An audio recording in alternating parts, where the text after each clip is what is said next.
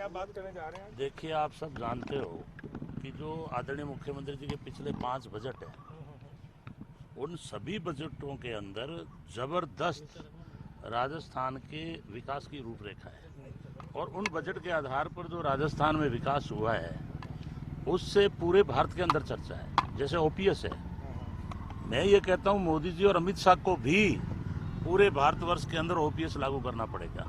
चिरंजीवी योजना है, पूरे भारत में नहीं, जो विकासशील जो विदेश है वहाँ भी 25 लाख तक का इलाज फ्री नहीं है। और मैं धन्यवाद देना चाहता हूँ मुख्यमंत्री जी को जिन्होंने पहल की और ये शुरुआत की कि हमारा देश जो है गरीबी से जूझ रहा है। ऐसी स्थिति के अंदर गरीब है, किसान है, पिछड़े वर्ग के लोग हैं, इन सबको 25 लाख तक का इलाज फ्री करके और एक बहुत बड़ा तोहफा दिया है। और अभी देख रहे हैं कि 100 यूनिट बिजली, क्योंकि मैं गाँव में जा रहा हूँ, पंचायतों में जा रहा हूँ जहाँ राहत कैंप लग रहे हैं, लोगों में भारी उत्साह है, मेले जैसा माहौल है।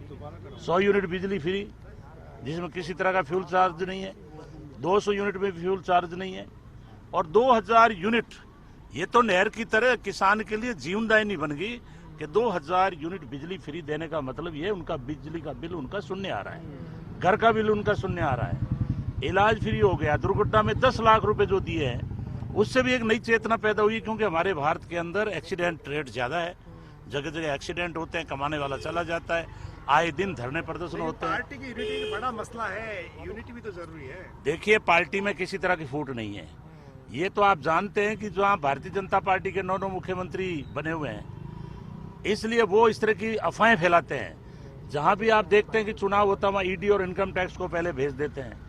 तो इन्होंने तो एक हथियार बना लिया। अब जैसे ही राहत कैंपों के अंदर जबरदस्त उत्साह का माहौल है, मेले जैसा माहौल है, आम आदमी आकर के और लाभ लेना चाहता है, रजिस्ट्रेशन कराना चाहता है। ऐसी स्थिति के अंदर भारतीय जनता पार्टी पूरे देश के अंदर, जिस तरह से कर्नाटक में चुनाव थे वहां ईडी भेज दी, छत्तीसगढ़ में भी हमारा सम्मेलन होने वाला था वहां ईडी भेज दी, उसी प्रकार यहाँ भी ईडी और इनकम टैक्स का ये प्रयोग करेंगे, लेकिन इसमें असफल रहेंगे। और मैं साफ कहना चाहता हूँ मोदी और अमित शाह जी को और यहाँ के जो प्रदेश के बीजेपी के नेता हैं कि आप जिस नीति से चल रहे हो, अगर इस नीति से कांग्रेस के नेता चलते तो आज ये देश इतना विकासशील नहीं होता। जहाँ ईडी गई है वहाँ आपकी सरकार भी बन गई। आप ठीक कह रहे हैं कि ईडी जहाँ जा रही है, क्योंकि ये गलत काम करते हैं, मात्र कांग्रेस के नेताओं को टारगेट करते हैं। जबकि मैं ये पूछना चाहता हूँ, जो भारतीय जनता पार्टी में बैठे हैं क्या सारे दूध के धुले हुए हैं? लेकिन ये लोग टारगेट करके जिस तरह की कार्रवाई करते हैं, इससे जनता में आक्रोश फैलता है।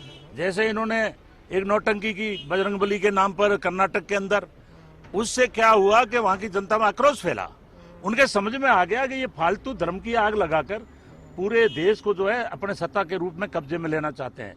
अयोध्या के जो संत हैं वो विरोध कर रहे हैं कि हम ये बीजेपी और आरएसएस से परेशान हैं कि इन लोगों ने हमें हमारे नाम पर राज में आते हैं, संतों की कोई कदर नहीं है। और अभी आपने पार्लियामेंट में देखा मोदी जी अकेले खड़े हैं वो सिंगल लेकर के, पीछे कोई कैबिनेट नहीं है, कोई विपक्ष नहीं है। और राष्ट्रपति तो इसलिए नहीं है कि राष्ट्रपति अनुसूचित जनजाति से, पहले जब शिलान्यास किया था उस टाइम कोविंद थे, वो भी ऐसी के थे, उनको नहीं बुलाया। उपराष्ट्रपति को भी नहीं बुलाया क्योंकि वो पिछड़े ओबीसी वर्ग से। इसलिए ये बड़ी विचित्र घटनाएं कर रहे हैं। खिलाफ सड़कों पर उतरेगी गहलोत सरकार। देखिए, गहलोत जी के नेतृत्व में ही नहीं, हम राहुल गांधी जी और सबका हमारा एक टारगेट है कि भारतीय जनता पार्टी गैर डेमोक्रेटिक जितने भी हथियार अपनाएगी और ये जो सरकारी तंत्र है, चाहे ईडी है, चाहे इनकम टैक्स है, चाहे सीबीआई है, इनका दुरुपयोग करेगी। तो हम पहले अंग्रेजों से लड़े थे और अब जो है भारतीय जनता पार्टी और आरएसएस के खिलाफ अगर सड़कों पे आना पड़ेगा तो आएंगे। अभी रमेश मीणा जी ईडी ऑफिस गए हैं, रमेश मीणा कह रहे हैं, आपके कैबिनेट के साथी भी हैं, कि सरकार उन्हें गिरफ्तार नहीं करती है, किरोड़ी लाल के खिलाफ बहुत सारे मुकदमे दर्ज हैं। किनके खिलाफ? किरोड़ी लाल गिरफ्तार करना चाहिए, रमेश मीणा ने बोला। मैं व्यक्तिगत, देखिए अभी क्योंकि अब मान लो वो बोल रहे हैं तो उनके पास जानकारी होगी, मेरे पास में कोई अभी इस तरह की जानकारी है नहीं। मैं सारी जानकारी के बाद प्रेस में बोलता हूँ, क्योंकि आपके सामने बोलने का मतलब वो पूरे भारत में बात जाती है, इसलिए हमें बड़ा सोच समझ के बोलना पड़ता है। लेकिन 2 दिन पहले आपने कहा था कि आपको भी कुछ करने की अरे यार, ये पुरानी बातें, आपस में कार्यकर्ता बैठ के बातें करते हैं। मैंने एक बात कही ना, खिचड़ी और घी जब मिल जाए ना तो फिर उसको अलग अलग नहीं होता। पार्टी एक है, सत्ता में आना है, सब में एकता है।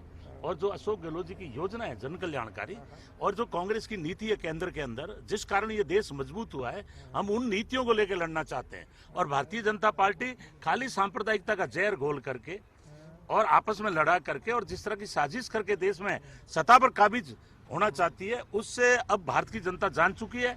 और आने वाले समय में भारतीय जनता पार्टी का चाहे स्टेट का चुनाव हो और चाहे राष्ट्रीय चुनाव हो, इनका सूपड़ा साफ होगा। आपके बयान को लेकर राजेंद्र राठौड़ कह रहे हैं बेवजह माहौल बढ़ा रहे हैं, अगर उनके पास कुछ है तो वो सार्वजनिक। मैं तो ये कह रहा हूँ भी राजेंद्र जी राठौड़ सीनियर नेता हैं, उनको ईडी के खिलाफ बोलना चाहिए। वो जनता दल में रहे हुए हैं, आरएसएस वाले उनसे खुश नहीं है, भले ही वो मुख्यमंत्री जी के दावेदार बने घूमे। लेकिन मैं साफ कहना चाहता हूँ कि आरएसएस की अलग ही चाल है और उनको तो महंगाई के विरुद्ध में बोलना चाहिए, उनको मॉब लिंचिंग के विरुद्ध में बोलना चाहिए, हिंदू मुसलमान के जिस तरह से बीजेपी आरएसएस दंगे करवा रही है उनके विरुद्ध में बोलना चाहिए। खाली आप स्वार्थ में ऊंचे पद पहुंचने के लिए कब तक अपनी आवाज को दबाते रहोगे? डेमोक्रेसी असली वो है जिसके अंदर जनता के हित की आप बात रखो। दंगे होते रहे, महंगाई बढ़ गई।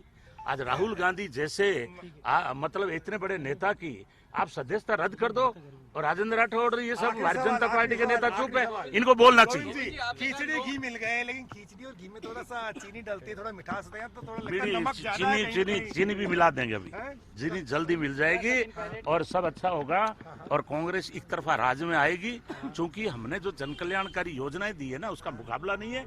और असल में हमारा भारत आज बीपीएल, आप देखते हो बीपीएल क्यों बढ़ना चाहता है आदमी, नरेगा में नाम क्यों लिखवा रहा है? इसका मतलब सब जाति और धर्म में गरीबी है। और कांग्रेस की नीति रही है नहरों का विकास हो, अच्छी यूनिवर्सिटी बने, अच्छे मेडिकल कॉलेज बने, एजुकेशन के जो संस्थान है। भारतीय जनता पार्टी तो 2014 के बाद में चाहे वो जेएनयू हो, चाहे इस्माइलिया हो, यूनिवर्सिटी जितनी भी है उनको और इन्होंने नष्ट करने की भावना से कार्य किया है। बीजेपी के 9 कैंडिडेट हैं, आपके भी 2 कैंडिडेट हैं, खिचड़ी और उसको मिला देंगे क्या? हमारे साफ हो गया, राहुल गांधी जी, खड़गे साहब जो फाइनल कर देंगे वो हमारे मुख्यमंत्री हो जाएंगे।